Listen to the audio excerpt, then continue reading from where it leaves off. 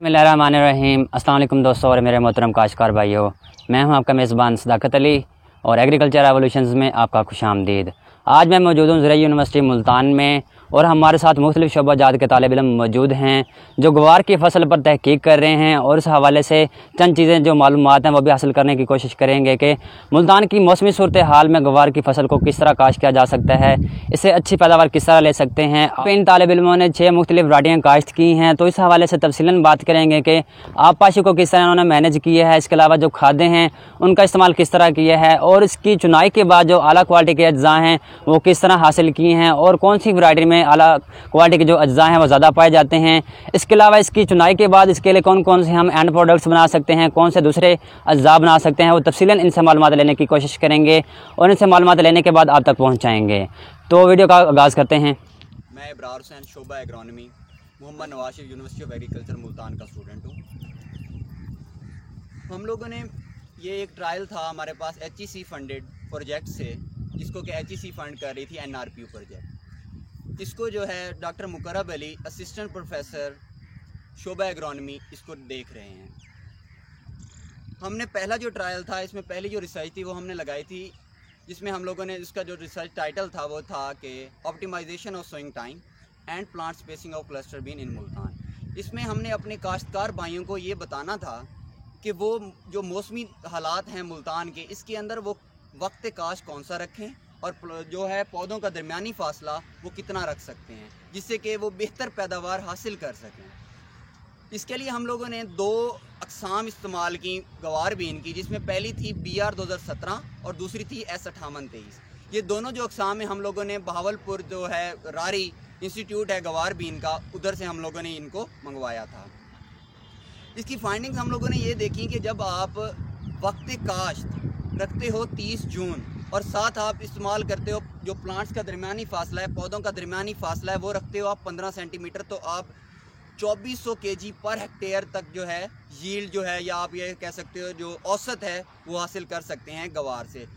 और इसके लिए जो हमने यहाँ देखा मुल्तान की कंडीशंस के अंदर, मुल्तान का जो मौसमी हालात है, जब हमने इसमें देखा तो हमने ये देखा कि BR 2017 जो है वैरायटी या किस्म बहुत अच्छा परफॉर्म करती है बानिस्बत दूसरी वैरायटी जो कि हमने इस्तेमाल की S58 थी।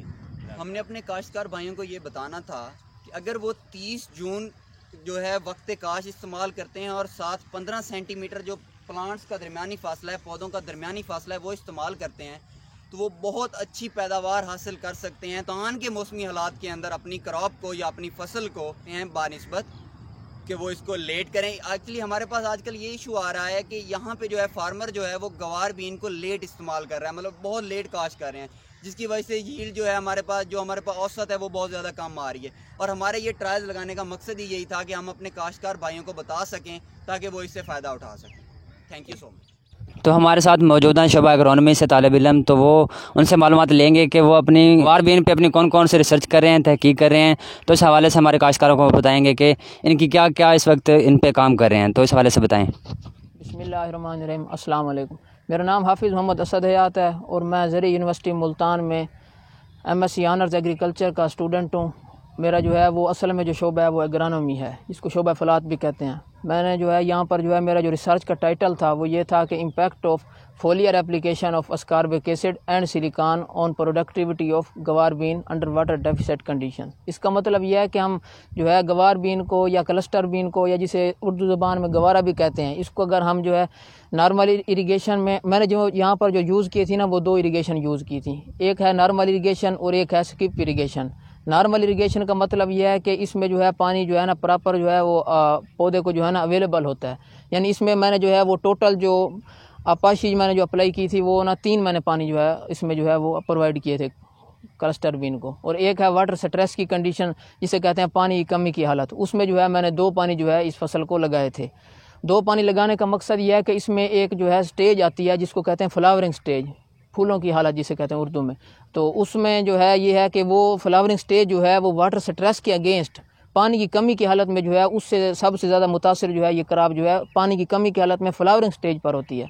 तो उस फ्लावरिंग स्टेज पर जो है मैंने 2 केमिकल जो है ना वो यूज़ किए थे। एक का नाम था अस्कॉर्बिक एसिड और एक सिलिकॉन। इसकी जो बेहतर जो डोज थी ना वो थी सिलिकॉन के हवाले से जो है वो 3 मिलीमोलर थी, यानी 3 मिलीमोलर, और दूसरी जो अस्कॉर्बिक एसिड थी उसमें जो है 1.5 मिलीमोलर थी, यानी 1.5 मिलीमोलर थी। मैंने जो है इसका जब फोलियर स्प्रे किया था, इस तरह जो है ये पेस्टिसाइड वगैरह या इस हालत में जब स्प्रे किया था तो फसल पर यानी ये जो दो मैंने फोलियर स्प्रे किया था, ये दो जो एक नॉर्मल इरिगेशन में भी किया था, एक स्किप इरिगेशन में, लेकिन किया जो था वो फ्लावरिंग स्टेज पर था। जब मैंने इन दोनों केमिकल का स्प्रे किया था तो नॉर्मल इरिगेशन में ये था कि एट द एंड जो इसका रिज़ल्ट आया था वो ये था कि इसमें जो है जो हमारी यील्ड आई थी, पैदावार जो आई थी वो ये आई थी कि इसमें 2200 kg पर हेक्टेयर के हिसाब से है। अगर इसको एकड़ में कन्वर्ट किया जाए तो ये तकरीबन 1000 से 1100 kg पर एकड़ जो है तकरीबन बन जाती है। तो इसी तरह जो है, लेकिन वाटर स्ट्रेस की हालत जो दूसरी जो मेरी इरिगेशन रिजीम थी जिसमें जो है पानी की कमी थी, उसमें जो है इसकी पैदावार जो है उतनी तो नहीं आई, लेकिन कंपनसेट कुछ ना कुछ जो है वो कर गई थी, जिसमें जो है 1800-1900 kg पर हेक्टेयर के हिसाब से जो है वो पैदावार आई है। तो आखिर में मैं जो है कि अपने जो है काश्तकार भाइयों को यही पैगाम देना चाहूँगा कि कुछ हमारे पाकिस्तान के एरियाज़ ऐसे हैं जिसमें पानी की कमी की जो है हालत जो है वो उनको देखना पड़ती है या पानी जो है अवेलेबल नहीं है। तो अगर वो इस फसल को जो है वो काश्त कर लें तो वो जो है आप बेहतर पैदावार ले सकते हैं पानी की कमी की कंडीशन में। लेकिन अगर पानी की कमी की हालत में वो अगर इन दो केमिकल्स को अगर वो इस्तेमाल कर लें, लेकिन फ्लावरिंग स्टेज पर अगर वो इस्तेमाल कर लेंगे तो वो अपनी पैदावार को बढ़ा सकते हैं और मुस्तकबिल में भी जो है वो इससे फ़ायदा उठा सकते हैं। Thank you. ग्वार की काश्त के बाद जो खादों का इस्तेमाल है जिसमें डीएपी इस्तेमाल की जाती है, इसको कैसे बेहतर तौर पे इस्तेमाल करना है, बेहतर पैदावार लेनी है, तो इस हवाले से हमारे साथ मौजूद हैं research assistant mister Adnan Farid जो शोबा सोइल साइंस से हैं और PhD के तालिब इल्म भी हैं। तो इनसे मुकम्मल मालूमात लेंगे कि ग्वार की फसल पर हमने खादों का किस तरह इस्तेमाल करना है, ख़ास तौर पर जो DAP है इसको हमने किस तरह बेहतर तरीके से इस्तेमाल करना है ताकि अच्छी पैदावार भी ले सकें और आला क्वालिटी के जो अज्जा हैं वो भी हासिल कर सकें। तो इनसे मुकम्मल मालूमात लेने की कोशिश करेंगे। बिस्मिल्लाहिर्रहमानिर्रहीम। मेरा नाम अदनान फरीद है। मैं शोबा सॉइल साइंस में PhD का तालिब इल्म हूँ मोहम्मद नवाज ज़रई यूनिवर्सिटी में। इसके अलावा मैं HEC NRPU प्रोजेक्ट में एज ए रिसर्च असिस्टेंट भी काम कर रहा हूँ। जैसा कि ये हमारा प्रोजेक्ट है NRPU 10547, इसका टाइटल जो है वो है investigation on crop productivity, commercial potential and market constraints of ग्वार इंडस्ट्री, जिसका मतलब ये बनता है कि हमने ग्वार बीन की पैदावारी सलाहियत को किस तरह से बेहतर बनाना है और इसमें मार्केट में जो इसके हमारे किसान भाइयों को जो मसाइल दरपेश हैं उनको बेहतर बनाने के लिए और हमारी जो ग्वार की इंडस्ट्री है उसमें जो भी मसाइल दरपेश हैं उनको बेहतर बनाने के लिए किस तरह से हम इक़दामात उठा सकते हैं। जैसा कि हमने इस ग्वार बीन के मुख्तलिफ़ अनासर पे काम किया, जैसा कि इसके मुख्तलिफ़ वक्त काश्त और हम आबपाशी की गैर मौजूदगी में इसकी काश्त की, और इसी तरह हमने इसकी सब्ज़ी के हवाले से भी इसके जो प्रोटीन, कार्बोहाइड्रेट, फ़ैट्स वगैरह देखे।